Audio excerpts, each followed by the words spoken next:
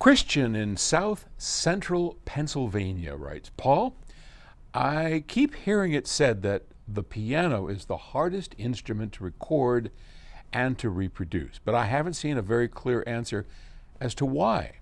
What about a piano? What is it about a piano that makes it hard to record properly compared to any other instrument?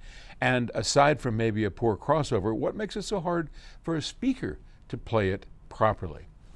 Well, that's a great question, and I'll give you the best answer I have, and it'll be based on my experience at Octave Records doing all of our recordings. It is a difficult instrument. Part of the problem is, of course, it's so big.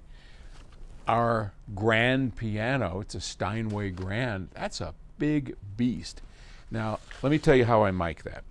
So on our Steinway Grand, we always open the hood, of course, whatever it's called, the lid, the cover, and I use two microphones in order to record it.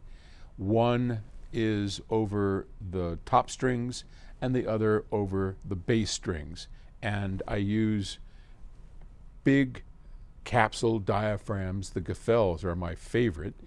And those basically are placed about 2 feet, 1.5 feet off of the strings, each one facing down. They are cardioid. A cardioid means that only the front half of the transducer of the microphone is picking up anything and the back is not picking up anything. And I have found, after experimenting a lot, I mean, I've put microphones outside the piano, inside the piano, under the piano. It's tricky. It's tricky because, oh gosh, is it perfect? Well, some people love the way the piano sounds when I record it that way.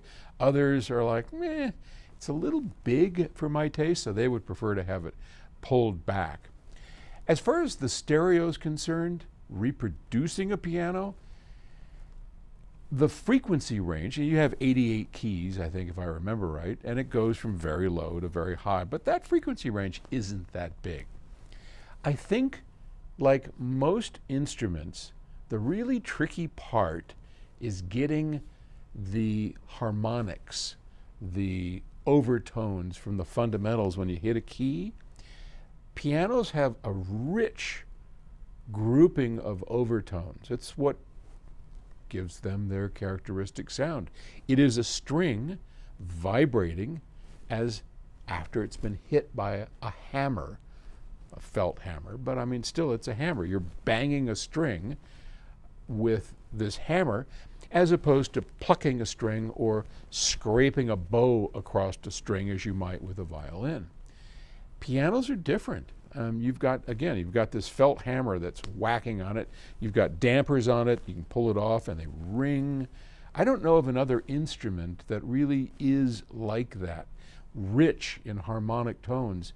And those are the tests of a great loudspeaker, a revealing loudspeaker. Its ability to reproduce those complex tones that a piano makes. It's one of the more difficult ones, and it's also more difficult because most of us recognize very quickly what a piano should sound like and what it does sound like after being played back if we have a good recording on a great pair of loudspeakers. And most loudspeakers don't cut it.